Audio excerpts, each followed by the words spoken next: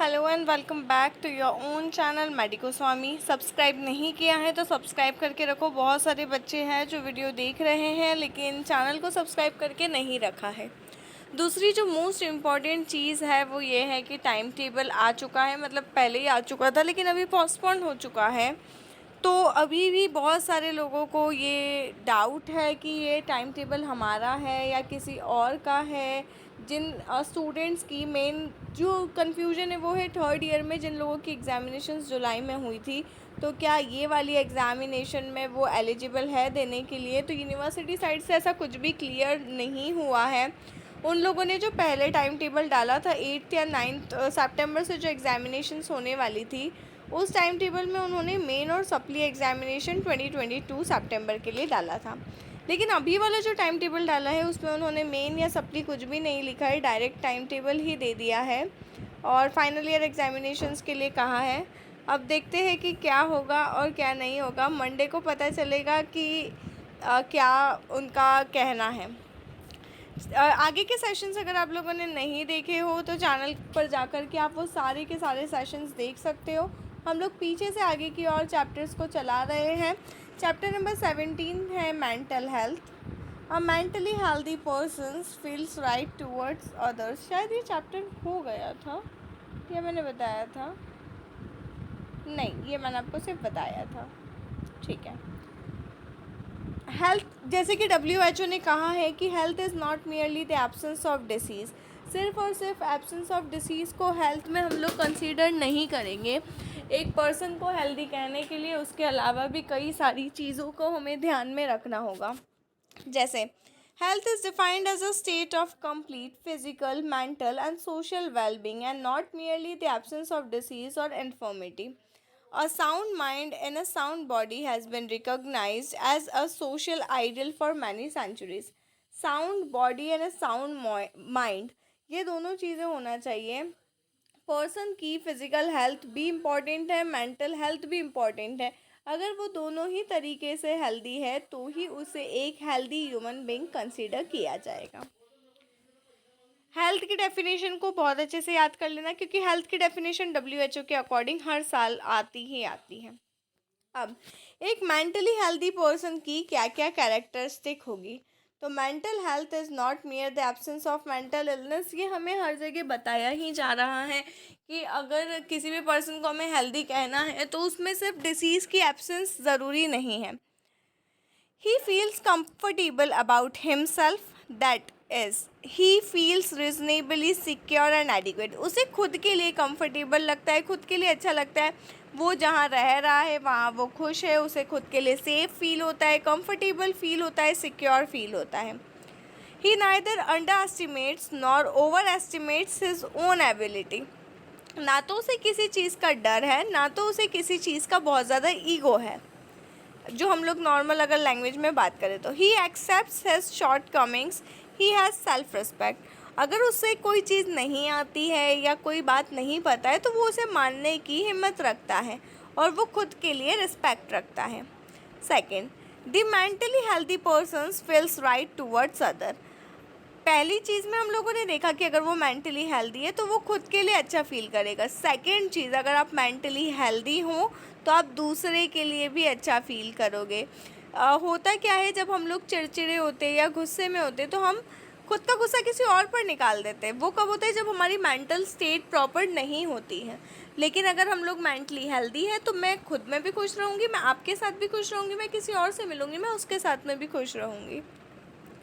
This means that he is able to be interested in others and to love them. He has friendship that are satisfying and lasting. He is able to feel a part of a group without being submerged by it. He is able to like and trust others. He takes responsibility for his neighbors and his fellow men. मतलब एक society में ideal person होता है, वो हर किसी से अच्छे से बात करता है, किसी पर भी गुस्सा नहीं करता है, चिढ़ता नहीं है, किसी का अगर कुछ काम होगा तो वो भी कर देगा। The mentally healthy person is able to meet the demands of life. वो डिमांड जितनी भी होती है लाइफ की, जैसे कभी स्ट्रेस आता है, कभी टेंशन आता है, कभी काम का प्रेशर होता है, कभी फैमिली का प्रेशर होता है, तो वो सारी चीज़ों को एक बैलेंस बना करके चलता है। He does something about the problem as they arise, जैसे ही प्रॉब्लम्स आती है वो उसके बारे में सोचता है और उनका सॉल्यूशन ढूंढने लगता है। He is able to think for himself and to take his own decision, वो खुद के डिसीजंस लेने के लिए सक्षम होता है। He sets reasonable goals for himself, और उसके लाइफ में कुछ गोल्स है कि अगर मैं स्टडी कर रही हूँ तो मुझे ये अचीव करना है, मुझे आज में इतना टास्क कंप्लीट करना है, मुझे आज अपना पीएम के 3 चैप्टर या 4 चैप्टर जो भी है वो कंप्लीट करने हैं। ही शोल्डर्स हिज डेली रिस्पॉन्सिबिलिटी, और उसके जितने भी डेली रिस्पॉन्सिबिलिटीज़ है वो अपने कंधों पर उठा करके चलता है। He is not bowled over by his own emotions, fear, anger, love और गिल्ट, किसी भी इमोशन का उस पर कोई भारी असर नहीं पड़ता है, ना लव का, ना एंगर का, ना गिल्ट का, ना फियर का, ना किसी चीज़ का। ये हम लोगों ने देखी कि एक परफेक्टली मेंटल हेल्थ क्या होती है, या मेंटली हेल्दी पर्सन कैसा होता है, या किसे कहा जाता है। अब कौन से वार्निंग सिग्नल्स है पुअर मेंटल हेल्थ के लिए? पुअर मेंटल हेल्थ के लिए अगर आपको अपनी हेल्थ को रिकॉग्नाइज करता है तो अपने से ही क्वेश्चन पूछिए, आर यू ऑलवेज वरिंग, क्या तुम हमेशा चिंता करते रहते हो? या ऐसा है, जैसे बहुत सारे बच्चे होते हैं डिफरेंट, जैसे हम लोग तो होम्योपैथी पढ़ते हैं तो हमारे लिए कोई भी 2 इंडिविजुअल सेम नहीं होते हैं, लेकिन नॉर्मली भी देखा जाए, जैसे कल रात में टाइम टेबल आया, कुछ बच्चे बहुत ज़्यादा परेशान हो गए, कुछ बच्चों ने लिया कि ठीक है देखते हैं मंडे को ही अब तो पता चलेगा, कुछ बच्चे नहीं हमें आज ही पता करना है क्या हो रहा है क्या नहीं हो रहा है, और कुछ बच्चे ठीक है जाने दो। तो वो सारी चीज़ें आप लोगों को एक स्टेज वाइज डिफ्रेंशिएट करता है। Are you unable to concentrate because of unrecognise reasons, बहुत सारे बच्चे होते हैं जो पढ़ना चाहते हैं, पढ़ना बैठ भी जाते हैं, लेकिन किसी कारणवश वो बैठ नहीं पाते हैं, कंटिन्यू नहीं कर पाते हैं। Are you continually unhappy without justified cause, क्या आप ना खुश हैं या कम खुश हैं बिना किसी रीज़न की वजह से, बस चिड़चिड़े से रहते हैं, खुद में ही सहमे से रहते हैं। Do you lose your temper easily and often, कि आपको हर बार या जल्दी जल्दी थोड़ी छोटी सी बातों पर गुस्सा आ जाता है। Are you troubled by regular insomnia, क्या अक्सर आपको नींद ना आने की परेशानी रहती है। Do you have wide fluctuations in your mood from depression to elation back to depression which incapacitated you, क्या आपको बार बार ऐसा होता है कि पल में अच्छा लग रहा है, फिर चिड़चिड़ हो गई, फिर अच्छे हो गए, फिर मूड ख़राब हो गया। Are you continually disliking to be with people, क्या आपको एक group of people, particularly person की बात नहीं की जा रही है यहाँ पर, ऐसा है कि बहुत सारे लोगों में रहना पसंद है या नहीं है। Are you upset if the routine of your life is disturb, कुछ लोगों के साथ ऐसा होता है कि अगर सुबह उन्हें किसी ने छेड़ दिया तो वो पूरा अपना दिन बिगाड़ लेते हैं उन 10 मिनट की वजह से, लेकिन कुछ लोग ऐसे होते हैं कि वो उससे ओवरकम कर जाते हैं।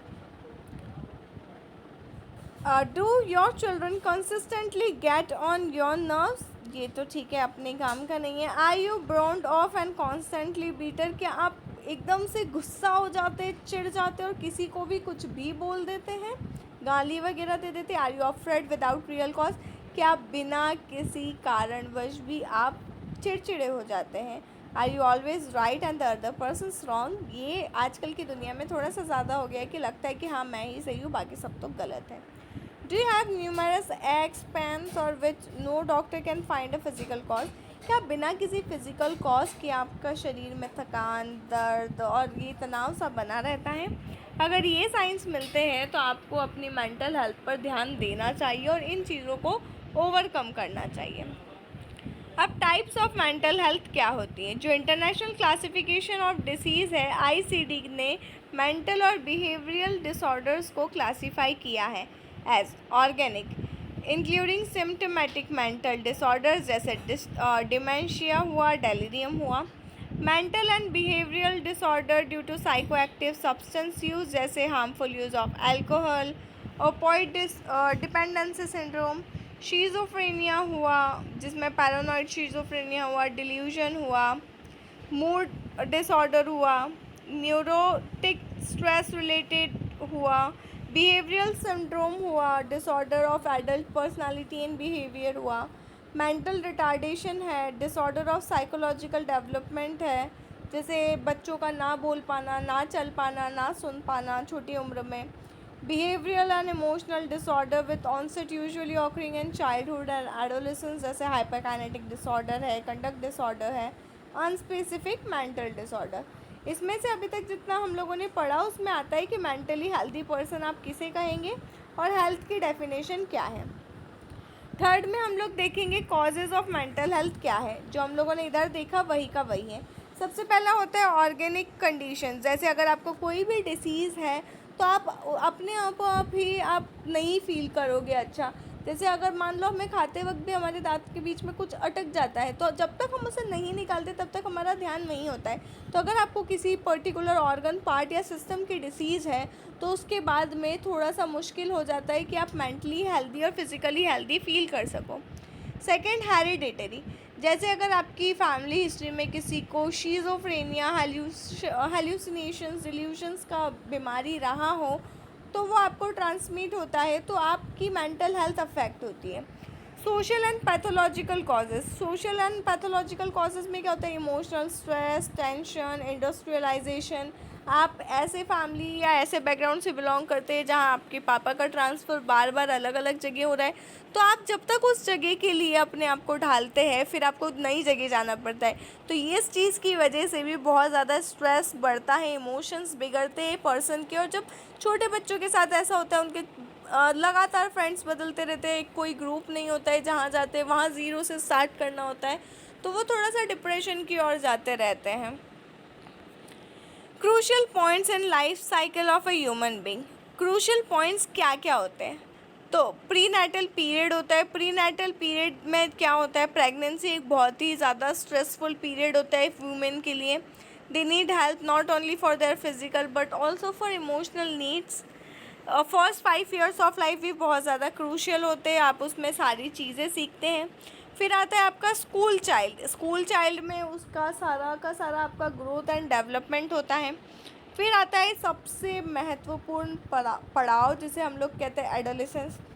एडोलेसेंस में मेंटल हेल्थ के बहुत सारे खतरे होते हैं। आजकल तो सोशल मीडिया की वजह से बच्चों का काफ़ी ज़्यादा माइंड डेविएट हो रहा है, जिसकी वजह से मेंटली वो लोग बहुत ज़्यादा सफ़र कर रहे हैं। पता नहीं पड़ पा रहा है उन लोगों को इतना, क्योंकि वो एक इमेजिनरी दुनिया में जी रहे हैं, वो असलियत की दुनिया में जी नहीं रहे। उनका अपने पापा मम्मी के साथ, अपने दोस्तों के साथ उठना बैठना घूमना फिरना है ही नहीं। वो किसी थर्ड रैंडम पर्सन के लिए अपने पोस्ट डाल रहे, अपना शेयर कर रहे, okay we are going far away from our point. I hope कि आप लोग समझ गए होंगे। लास्ट है ओल्ड एज। ओल्ड एज में बहुत सारी परेशानियां होती है, जैसे आजकल लोग रहना नहीं पसंद करते अपने मम्मी पापा के साथ, तो उन्हें निकाल देते हैं। फिर उन्हें एक अपना नया लाइफस्टाइल, नया रूटीन शुरू करना पड़ता है। 10 through out his life the needs of a man remain same. जो नीड्स होती है मैन की वो सेम होती है। द नीड फॉर अफेक्शन, मतलब कोई हमें प्यार करे, कोई हमें पूछे, कोई हमारे साथ रहे। नीड फॉर बिलोंगिंग, कि ये मेरा है और मैं इसकी हूँ। द नीड फॉर इंडिपेंडेंस, हाँ मैं कहीं भी जा सकती हूँ, कभी भी जा सकती हूँ, मैं कुछ भी पहन सकती हूँ, सिर्फ़ और सिर्फ इन चीज़ों से आपकी इंडिपेंडेंस नहीं जांची जा सकती है।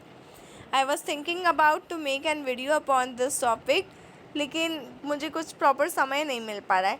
Independence is far away from what you people are thinking, like कि मैंने शॉर्ट्स पहन लिया, आई एम इंडिपेंडेंट, मैं रात में 12 बजे घूम के आ गई, I am independent. No, you are not independent, you are being in a jail by social media, क्योंकि आप देखते हो जो वो आप करना चाहते हो।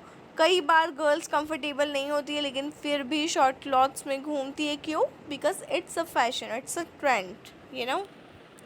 द नीड फॉर अचीवमेंट, कि मुझे कुछ अचीव करना है, मुझे डॉक्टर बनना है, उसके बाद मुझे एमडी करना है, मुझे अपना क्लासिकल होम्योपैथी का क्लिनिक चलाना है, और ये सारी चीज़ें।